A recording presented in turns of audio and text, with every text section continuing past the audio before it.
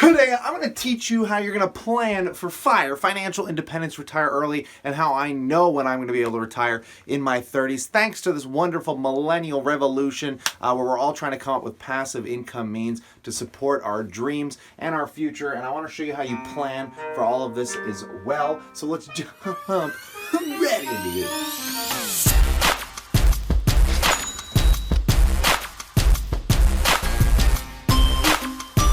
Welcome back, my passive income investors alike. Today I want to show you how you actually plan for and how you know when you're going to reach financial independence, retire early. This is something I briefly talked about in the past, but I think now's a good time to reconcile all of the way I kind of organize my thoughts, my knowledge, and how I deal with my projections into the future. I don't have too much time. I'm just headed to a job. I'm a full-time magician. You can kind of see some of my posters. You can't really see, but maybe I'll tilt the camera up so you guys can see these.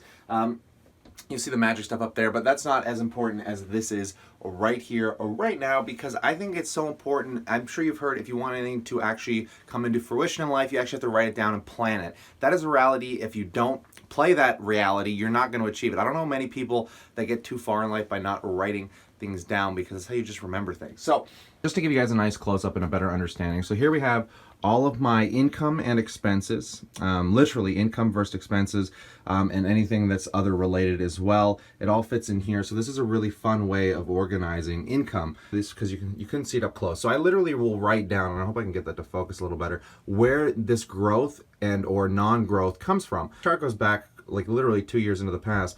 So we can see when I bought my car, it suppressed my entire growth of my portfolio because I was making car payments.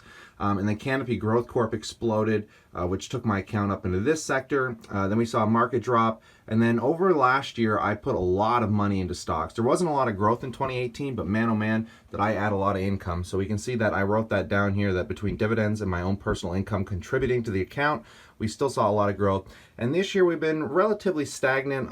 Between me paying taxes, tariffs, the market dropping, I went to Vegas for a little bit, and just all the other volatility in the market, I haven't made a lot of equity. You can see the line's been relatively flat.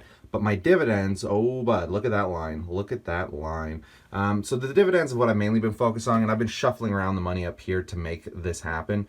And I'm hoping we can continue this dividend growth, because as we can see, pretty much by the end of next year, my dividend income should be around $6,500 a month minimum. But because we're breaking the trend line, if we can continue to stay in this kind of bracket or break well above it, we could easily see my dividends paying out $7,500 to even $8,000. Now moving on, that's how I kind of self-project, and this has a lot to do with me taking the income and converting it into stocks. But we're also looking at some of my other businesses. So any other business idea that I'm trying to do that'll produce income, whether it's a website, a show, or anything, I write it down. So here's everything that I'm doing. So I got 520 seats. The average ticket sale is gonna be around $30.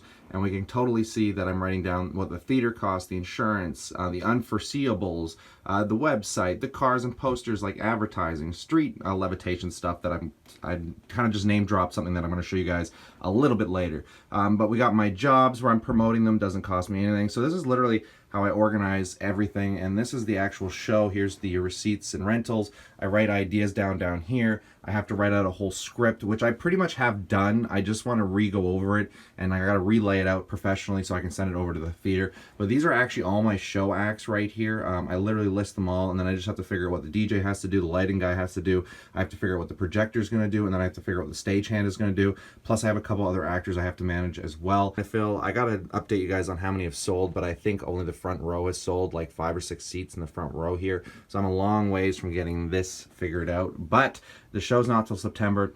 Cross my fingers, hope for the best. We got a lot to do. Now I gotta get going here, so I'm gonna explain more about this in my car. So I'll see you guys on the way out. So let's get going.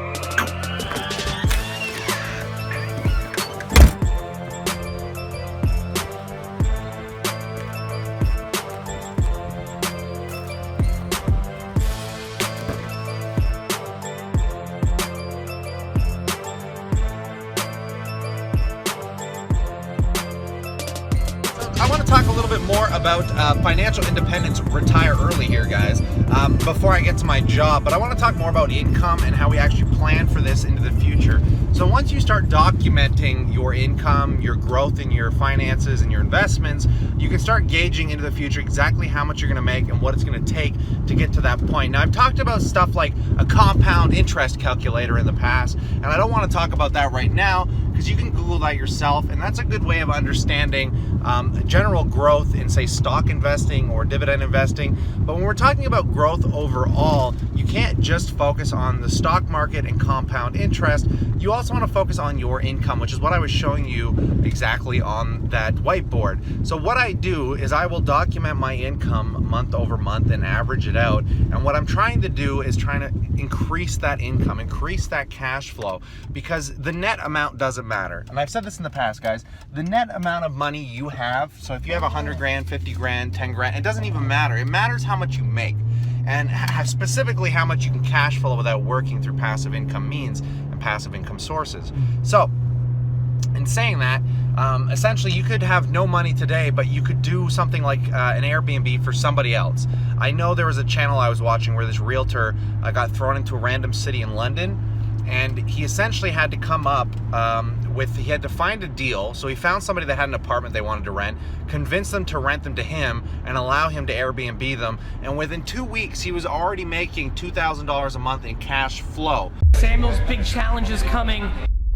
Literally shaking right now. I'm just sat here in the car with Samuel Leeds. If you don't know who he is, just Google him. But he's a multi-millionaire entrepreneur king. You're fucking pumped. So the way I kind of project my income is I make usually around $2,000 a month on average, just off my magic performances. It's not that much. I can't really live on it on its own, but it's still a really incredible income considering I'm only working about 1 to 2 days a week for that, and which is incredible. And then on top of that, I'm doing something I personally love. So I couldn't ask for it any better than that. Do some DJing with my business partner who runs and operates a DJ company, which is what we were doing last night. Off the DJing, I usually make between an extra $500 to $1,000 a month.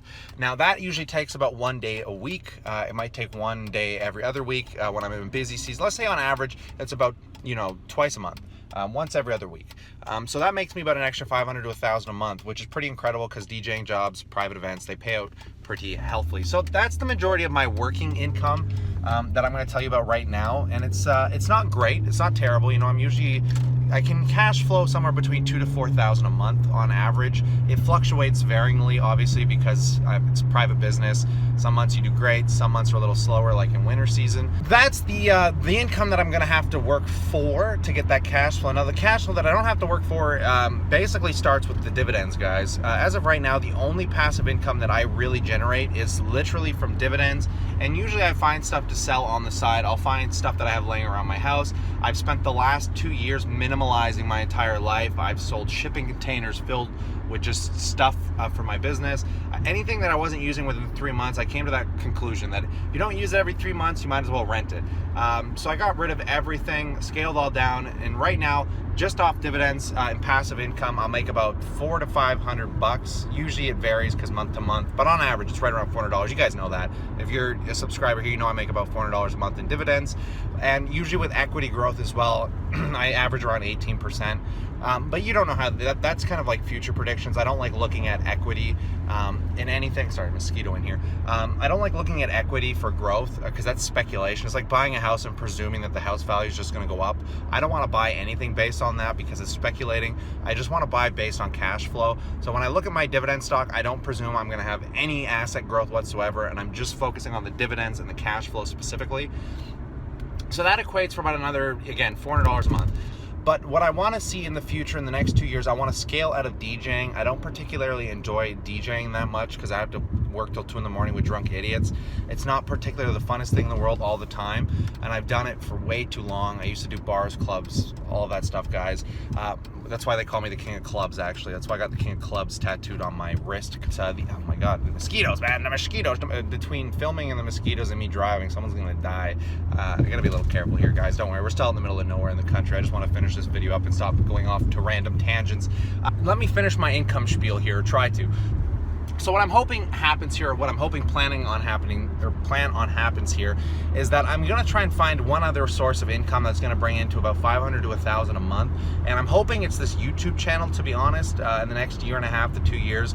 I'm hoping I can find a way to cash flow this, and maybe one other business as well. And whether that business is a business I buy, whether it's a piece of real estate, whether it's something. So the way I want to see my income in the next 2 years, guys, is I really want to be making somewhere between $500 and $1,000 a month off dividends, $500 to $1,000 a month off this YouTube channel. I want to be making another $1,500 to $2,000 a month off performing magic, another $500 to $1,000 a month off DJing. I just want to scale down in it a little bit more. And then ideally, I want to find one other really good source of income, whether it be an online business that I purchase to defer taxes, or maybe a piece of real estate. I just want to find another thing that's going to bring in about another $500 to $1,000 a month in by me investing $30,000 to $50,000, and that should bring me somewhere between $3,000 to $6,000 a month. I'm going to say it'll be in that range, because it might be less. Maybe this YouTube channel doesn't work out. Maybe something falters. But ideally, right now, because I already make $3,000 a month, I want to try and rebalance everything, so I'm making a little more money doing something I enjoy just a little more. And then what I can do is I'm going to reinvest everything, guys, and from there I'm in a situation where I'm making enough. As many of you know, I still live at home with my parents, so in the next 1.5 years I plan on moving out. Well, in 1.5 years I plan on getting most of my shit together, making a decent income, and then I plan on finding a place to move out into, and I'll probably just end up renting while I own a piece of property, but I just want cash flowing property. What's the saying? I think Grant Cardone says, what is it? Live where you rent and rent where you own, because honestly I have no stability in my life, so I don't know where I'm ever going to end up, so I'd rather just rent.